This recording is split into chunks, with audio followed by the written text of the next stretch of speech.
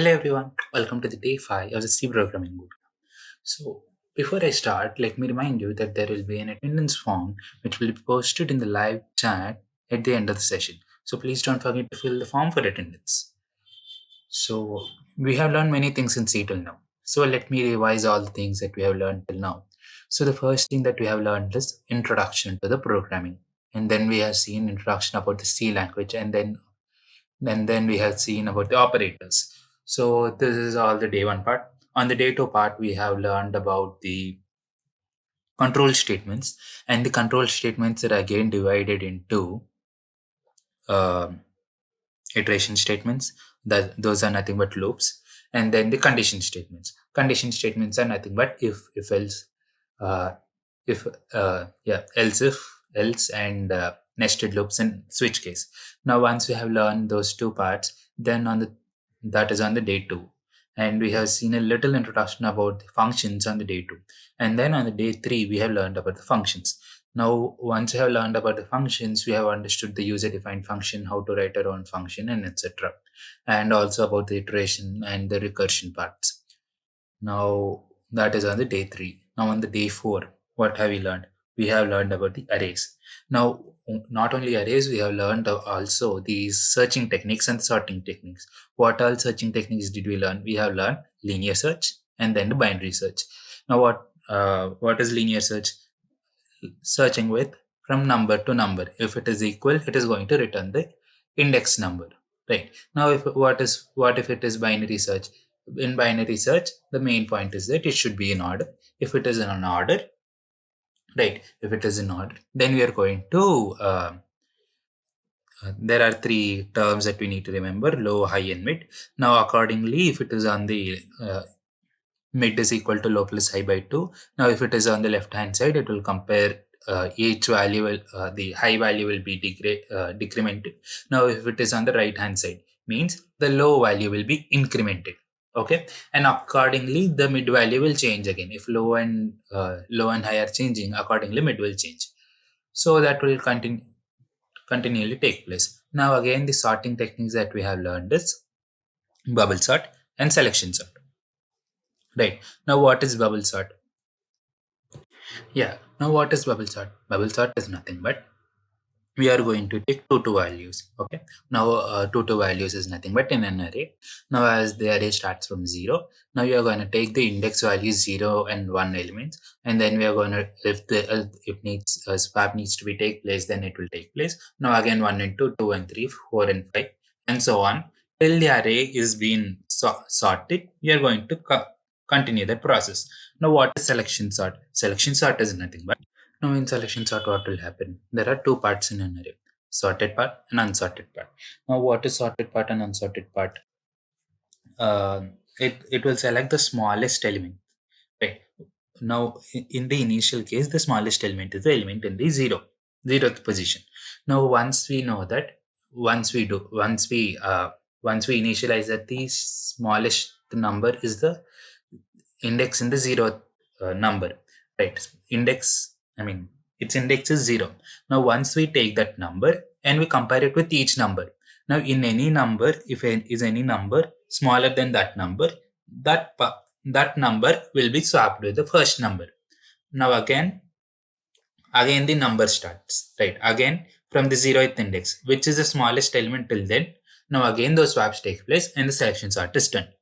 So now we have understood everything, right? Till now we have understood everything. We have learned a lot in C, right? Now today we are going to learn about pointers, right? Now, what is pointers?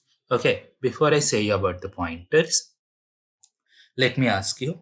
Now, if someone asks you who has done a mischievous task, obviously you'll point someone, means you'll show someone who has done that, right? In an easy case, right? So if you haven't done it, whoever done it, you will just show them. That is nothing but pointing towards them, right? So today in C programming on the day 5, we are going to learn about the pointers, right? Now, what is pointers in this programming or C programming is that now uh, what if we want to show a particular memory block, right? A particular memory bit or something like that, particular memory variable we want to show. Now, how will we show a particular memory variable?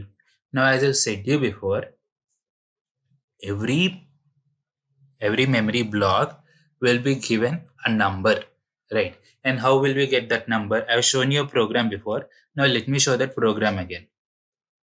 Okay, closed.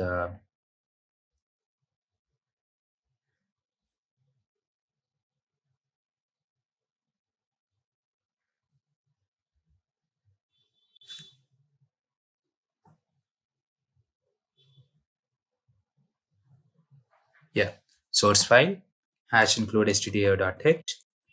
Now, what we are going to see is that now I've shown you already. But anyway, int a equal to 15. Now, you know these statements anyway. So if I write a here, a value will be printed. What is a value? That is nothing but 15, right? And now what I'm going to do is printf %d. If I write ampersand a, what will it print? It is going to print the address of a. Means what is the address? Where the a is being stored in our memory, right? In our CPU. So I'm just going to run this part, not on the day 4, it is day 5, right?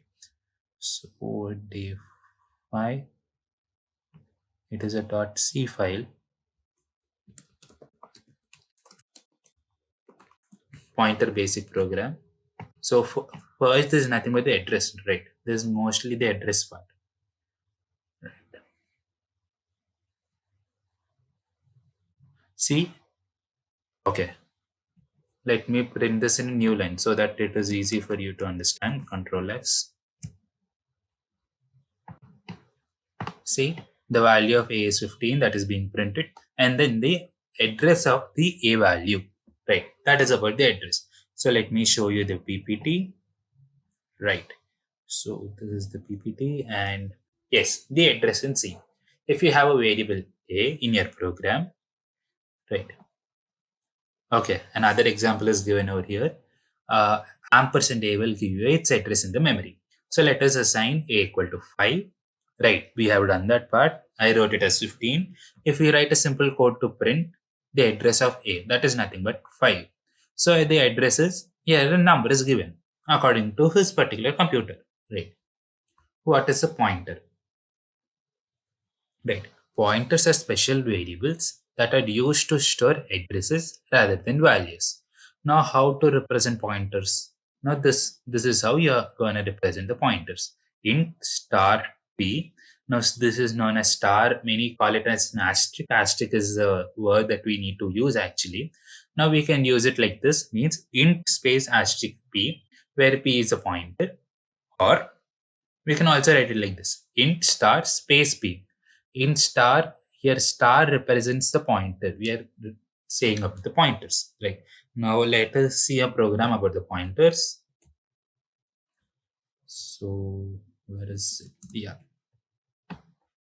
Now let me take a new source file.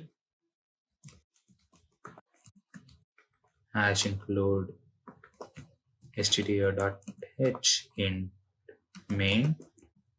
So before I do this, let me write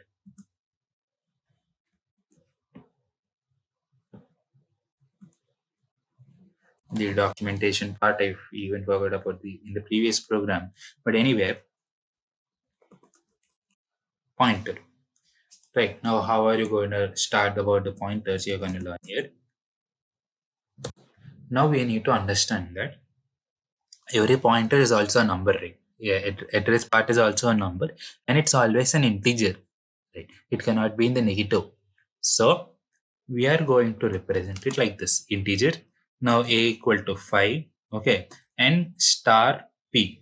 What is star p? Star p is nothing but a pointer. So as the word pointer starts from the letter p, we are going to start it as letter p itself. So once I have understood that part, let me write it as p equal to ampersand a. Now P will store the address of A. Now this statement, P will store the address of A. Right. We need to understand this. Now when we are going to print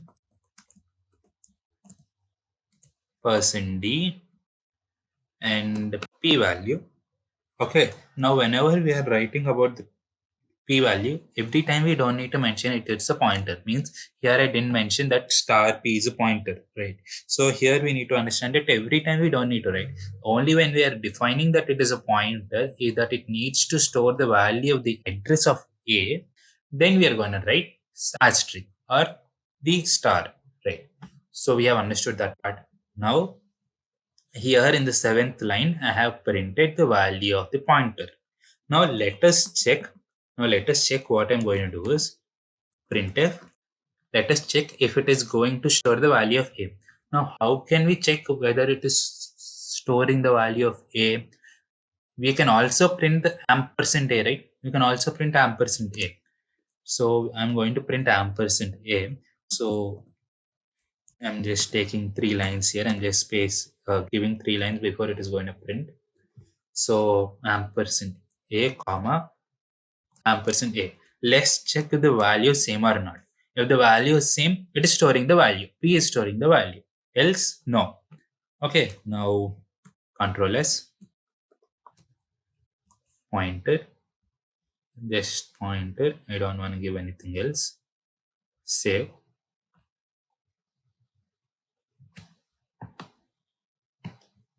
See, the value is exactly same. Something like 64,87,572, and here also 64,87,572. So now you have understood the concept that now this stores the ampersand has the address. Now when I write it like this, P will have the address, and that number will be saved. Right. Now that number will be saved. Now I have been using this ampersand since the day 1 or the day 2 that I've said you about the ampersand. Now, what is this ampersand? When did I use ampersand? Ampersand is nothing but first I've used it in the scanf statement. Right. Right. In the scanf statement, first I have used. Why did I use scanf statement? Because when I'm writing an integer here without writing its value, right? When I'm doing that, particular space, a 4-bit space, integer has a 4-bit space, right? So that 4-bit space will be saved in the memory. And when I'm going to write a scanf statement and going to take the value of A from the command prompt, that value, whatever we write, will be stored in the 4-bit space that I've already allotted, right? Okay, that have already allotted. So that is when I have used it. That is when first I have used the AND statement. So anyway, in the operators also there was an ampersand, right? Now in the operators, double ampersand was logical AND. Double ampersand was logical AND. That we have been using it in the if statement and if statement. So double ampersand is that. Now what is the single ampersand? Single ampersand is nothing but reference operator, right? Reference. Why is it reference operator? Because we are able to refer that particular memory object by its memory number, right? With the memory number we are going to show, with that particular thing we have understood that it is referencing something. So it's a reference operator. Right. Again, to remember, it's a reference operator.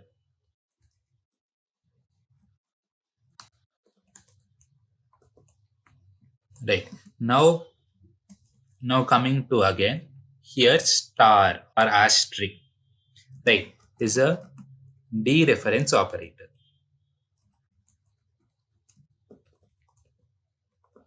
We have understood this part very well. So as you know, I have written all these in comments. Now let's go back to the PPT. Right. So why pointers? Pointers are used in situations when passing actual values is difficult or not defined. right? To return more than one value from a function, we can use pointers, right? Now, I've said you every function, every user-defined function, whatever we are writing, can only return one value. We cannot return two values. So when we want to return more than one value, we can use these functions. They increase the execution speed. The pointers are more efficient in handling the data types. Pointers reduce the length and complexity of the programs. Right. Now, coming to the memory allocation. Now, starting memory allocation. Now, starting memory allocation is nothing but it is going to save the data that we have written in the compile time itself. Now, dynamic memory allocation is nothing but it is going to save the data and everything in the runtime. Okay, what is the use of the memory allocation? Now, if we have an array of fixed size 60, right, that is nothing but 60 students. So, and we need two more spaces for students. Then how can we allot space for them? Answer is dynamic memory allocation, allocating the space at runtime. Okay. Now, what happens in an array? We give now you can say the answer in the live chat, right? What happens in an array? It's always fixed in the sizes, right? We can always give maximum of 10 spaces or 100 spaces. Or else, if you are giving more spaces and not using them, that is nothing but memory space, memory waste, right? That is nothing but memory waste. So we usually give, if we are storing 5 values, 5 elements, then we only give 5 spaces in the array. So in the same way, but the disadvantage over here is that if we need more students or if we want to delete a particular student, so in that particular case, we can't delete or do the things in arrays, right? So the point that I've said you before, it cannot be extended or it cannot be decreased, right? And it also wastes the spaces in some cases. So it is an important point whenever someone asks you about the arrays, you need to answer this. Answer is about the dynamic memory allocation. Now, what is this dynamic memory allocation? Now, whatever you're writing in the program, that will be the static memory allocation always, because that space will be allocated already. Now, what if we allocate the space at the runtime? That is nothing but dynamic memory allocation. Okay. Now, dynamic memory allocation. Now, there are terms like malloc. Now, malloc is nothing but the memory allocation. Void star. This is how we are going to write. Malloc. Malloc is nothing but memory allocation. The first letter of memory and the allocation. Now, the first 5 or 6 letters over here. Malloc int size in bytes. Now, calloc contiguous allocation. Void calloc. Okay. Now, reallocation. Now, where we are going to do the reallocation, everything that I'm going to show you. Anyways, and the free deallocation means removing the things that we have already written part. Okay, right. So once we have understood this part, now I want to show you a set of things before we get into this memory allocations. So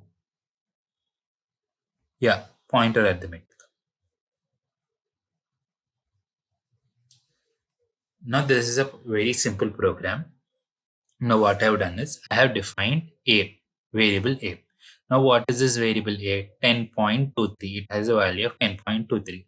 And I have defined a pointer b. Right. And what I'm doing, I'm giving the pointer value to b as ampersand a. Means b should have the value of a. B should have the address of a. B should store the address of a. Right.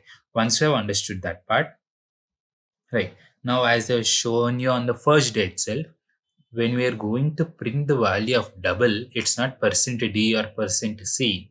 We are going to write it as %lf, right? Long float, right? So we are going to print a. Now that is understood. Now in the seventh line, what are we printing? We are printing the value of b. Now this is fine because I have shown you this part in the previous program also. Now the next part is that I'm adding a value of 1 to a, means it is actually 10.23.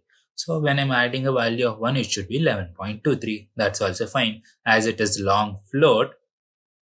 Right. So the value of a plus 1 will be printed, means 11.23 will be printed. 11.23 will be printed. Now again, when we come to the line number 9, b plus 1 equal to percent d. Now that is going to be, what will it print is the question. Now many might ask you to write pointer simple arithmetic program, sample arithmetic or simple arithmetic program. Now what we are going to do is that we are going to compile it and see how it works. Right. Now this is the first warning that we ever got.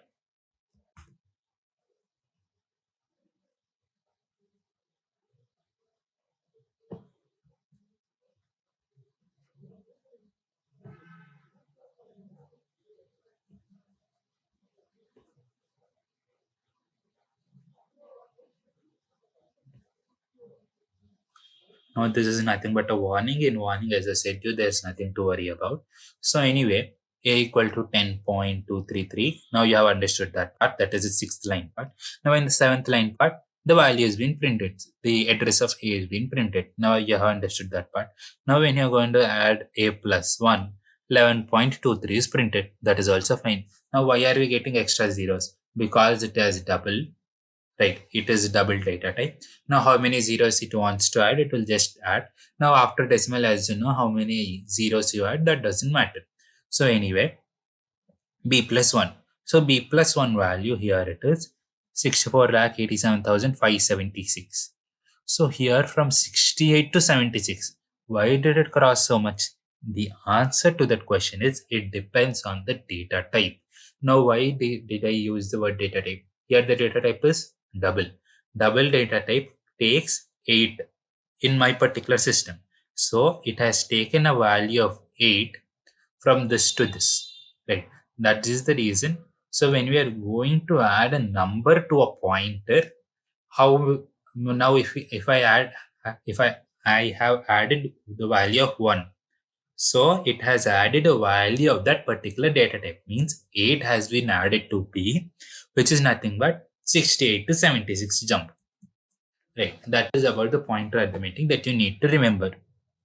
Right, someone might ask you what will happen, what if we add a number to a pointer. So this is what you're going to say. So the next part is array pointer and the array of pointers and the matrix pointer.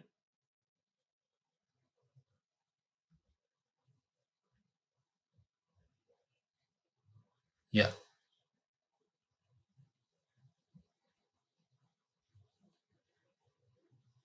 this I said you. Now array pointer. Now as I said you, now what is an array? Now I have already showed you in the arrays also how to print the address of the each element. Now from with I mean from 0 number and the index of 1, it is changing the value of 4. Why is it changing the value of 4? Because it is the space, for int data type.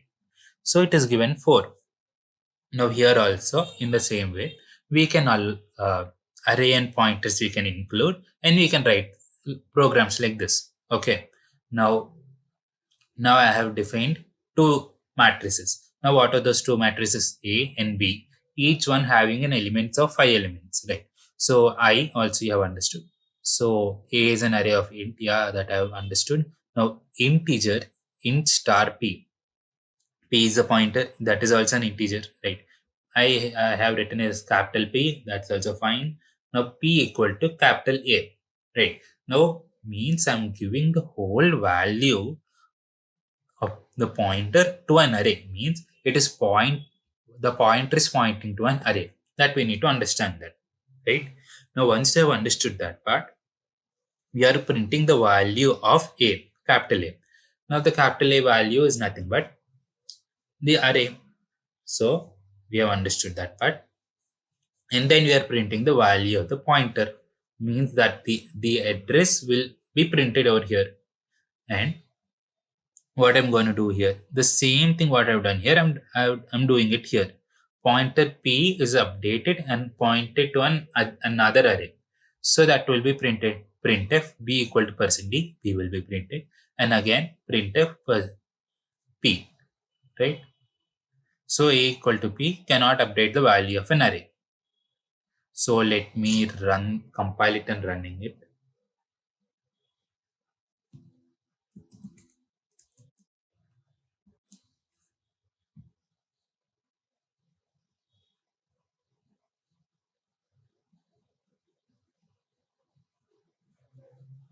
So you have understood there is some error. Now I'll get back to this question later. Now coming to array of pointers. Now array of pointers is nothing but now in the fifth line they have defined an array. Well, now what is that array? Not they, I mean myself. Okay, 11, 22, 33, 44, and 55. Now, okay, this is a wrong program that I guess I have tried it and left it in the middle. But anyway, the array of pointers. So when we are going to define it for P5, 5 elements, and V1 equal to 20, V2 equal to 40, V3 equal to 70, and I, right? So, so when we are doing this, and P of 0 equal to ampersand V1 means the address. Now these three addresses will be stored.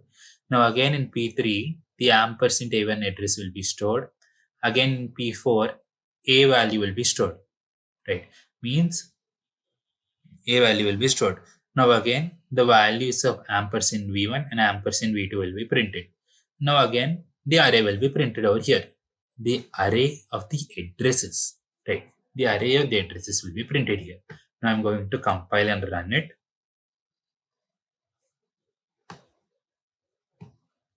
See, ampersand V1 is 500, right? Ampersand V1 is 500, ampersand V2 is 496, right? That's fine. Now let's see. P of 0 is now here it is printing the value of the pointing array, right? So here it is printing the value of ampersand V1, ampersand V2, ampersand V3. Now those two values you can check from here again. See 500, 500, 496, 496. And again, it is printing the value of the arrays, right? In the 16th line, it is printing the value of arrays. So anyway, why have I repeated that? I don't know. So anyway, it is printing 492. And again here, 556 value has been printed. Now what is this 556 value? That is the address of the array for the pointer which is pointing to the whole thing, right? Again, and the now when I give you something like this the main reason I have written this particular part is that when we start writing like this in this particular format, the array whenever it is starting means here it starts from, now the indexing starts from 0, 1, 2. This is the index for each element, right? 0, 1, 2, 3, and 4. Now for the 0th element, the starting number means in the example that I've given yesterday, the address is right. So the first number starts from 1004 over there. Now just refer that particular video. It starts from 1004. Now if I print that statement over there for pointers, now 1004 will be printed. Here also what happens it is, the value of the 1052 is being printed. See, 52 is being printed, and when I'm printing for this particular part for 1, 56 is being printed. Now why is there a difference of 4? As I said you, it is an integer array. An integer take 4 bits of space. See, so here it has been printed 552 and here it has been printed 556, right? So for the whole array, the first number where it is being started, that number will be printed, and for the next things with a difference of 4, that number will be printed. Now we have understood this part too. Now coming to the matrix pointer. Now what is this matrix and pointer? Matrix is nothing but a two-dimensional array, right? So once you have understood that is a two-dimensional array, we are going to see how it is going to point, right? So I have defined a two-dimensional array with the array elements of 3 and 3. So this you have understood, I and j have initiated. And see, this is a pointer pointing to a pointer. Now if I have written 2 stars, it is a pointer pointing to a pointer. Means the address of the pointer will will be saved at some other place, right? That is nothing but a pointer to a pointer. Means you have understood that part. Now coming to the seventh line, integer part. So now I have defined an array. So I have defined an array which is a pointer, right? So P of 0 equal to A of 0 means that the address will be stored in P of 0. Now A1 storage will be in P1, A2 storage will be in P2. Now we have understood this part. Now Q equal to P. Okay, that is fine. Now the array elements are right. The array elements will be printed. Now the array elements are these elements 11, 22, 33, 54. Yeah, 44 and 55 in fact. Okay, so these elements will be printed one after the other. Right. Now as it is a two-dimensional array, we are going to write it like this, a nested loop. Now we have understood this part also. So the next part is that here it is going to print p of I comma j. So that is pointer which is pointing to q plus I plus j. So the printf statement here we are printing the values of a is a0, a1 and a2. So here when we are printing the values we can check them over here. So I'm compiling it and running it.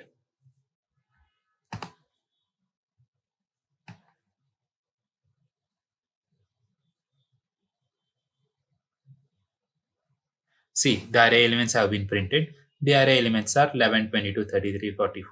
Yeah. So once it has been done, so what is it is being stored?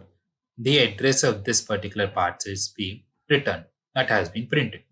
So we have understood this part. So let's go to the next part.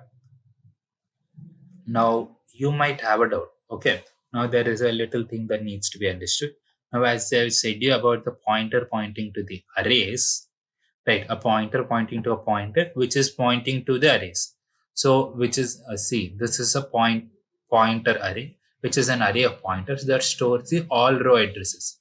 Now if I didn't write this statement, let's see what will happen. Okay, now you'll get a little clarity before I close this particular slide.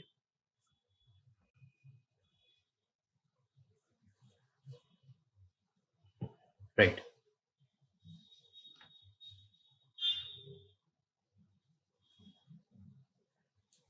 So you have understood this part. Now let's go to the next part, the PPT part. Yeah, now I need to say about the memory allocation and the talk reallocation and free.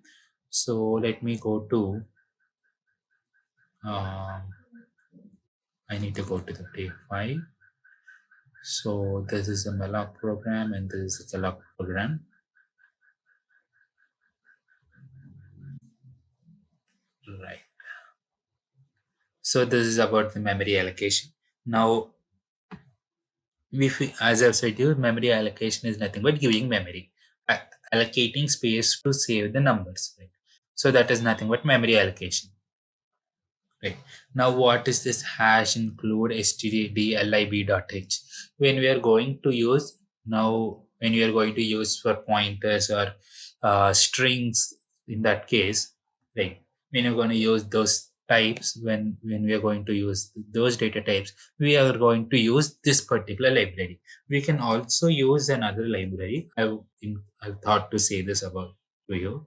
Now, there are other thing that is many people use is that hash include string.h, right? Hash include string.h, and again many people will also use hash include math.h. Now math.h will consist of some things like pi and e values will be having in this particular library. So whenever you want pi value means 3.14 and e value that is 2.73, those values will be stored in this particular library and are not found in this hash include htr.h. So we are gonna use both of them, right? So anyway, so in main, so we have defined a pointer and then these three things. Now the enter the value of n, we have entered the value of n, it is going to take the value of n over here. Now dynamic memory, now we are going to give the dynamic memory allocated in a single block. So here dynamic memory allocated as a single block. So p int, as I've shown you, right, p int of malloc n into size of int, right. What is size of int? In my particular system it is 4. In your system it might be 2, it might be 8, it might be 16, according to your system. So now enter the array elements. The array elements will be printed, right. The array elements will be taken. Now that will be stored in the p plus I value. Now once it has been done, the array elements are, now that is going to print. The addresses will be being printed. So now here we are freeing the values. So it is going to return 0. Right. So deallocating the space. Now what have I done here? Now I have made an array. Now it does not consist of fixed number of elements, right? Now if it doesn't consist of fixed number of elements, we need to understand that we are giving an array such that how many ever values we want, the user wants to add, he can add, and it is extensible, right? It can extend. So we have made a memory. We have made a, what do you call it? We have made an array such that it is dynamically changing the size. So it is nothing but dynamic memory allocation array. So once we, after the program ends, now the value that has been entered by the user over here should not be saved, right? And those values shouldn't be saved anywhere. So it should erase all that part. So that is nothing but freeing part. Okay. Now here, if you have understood, now here in the printf statement, we have taken the array elements. Means if we have written, okay, let me compile and run it.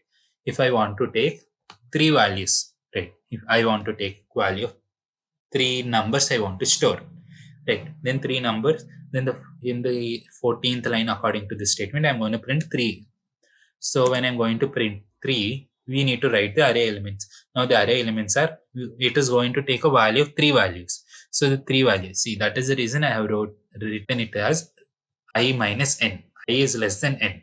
So the 3 elements are, let me take 0, 1 and 2. So the array elements are 0, 1 and 2. So again, these 0, 1 and 2 elements, now just what I wanted to do, I want to print those elements that I have done it. So this particular 0, 1, 2 should not be saved again anywhere. Those should be erased. Those should be deleted at the same time. So this free part will save the free part. Okay. So with the pointers, we are able to allocate the memory at the runtime. So that is nothing but a dynamic memory allocation. Right. So I guess you have understood most part about the dynamic memory allocation, where we are going to use it and why I started it. And you might not have understood in the PPT part. So here I have understood it clear. I mean, I made it you understand. So anyway, dynamic memory, right? So hash include stdio.h, library.h, hash include stdio.h. You have understood this part.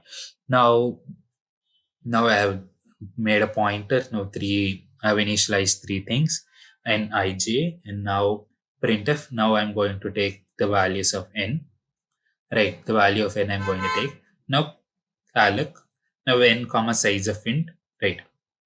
Now enter the array elements. Now I'm going to take the array elements as just as before. Now I'm going to, now as I need to take from the user, now I have written a loop, right? I have written a loop scanf statement, and then the printf statement. The array elements are, now those elements will be printed. Now what I'm going to do, I want to add for 5 more elements, right? Now when I want to add for 5 more elements, I'm giving a new space, right? So when I'm giving a new space, again, p into, now this is nothing but the reallocation part. Now this is the calc part, right?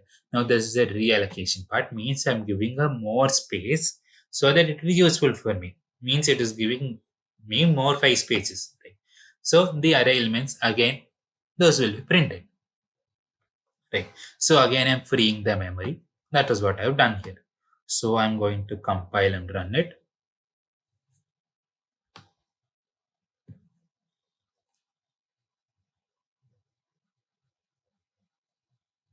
So I enter the value of n. So the value of n, let me take five elements. So the five elements are 0, 1, 2, 3, 4. Right. Now when I'm going to print this, now the five spaces have been printed. Now what we need to understand is that here the space has been allocated for five more things. Right. So the five more things is 0. Now again the address here is being printed. Right. Now here we need to understand that these are not consecutive numbers with a difference of 4. So why it has been taken, wherever there is place, it is going to take that part. Right. Right. So that is what we need to understand over here. So let me go to the PPT, back to the PPT. Now we understood this malloc and calloc contiguous allocation, right? Reallocation and free allocation. Thank you guys. Thank you for listening it patiently. Now let me remind you that there will be a Google form which will be posted in the live chat at the end of the session by now. So please don't forget to fill the form for attendance. Thank you everyone.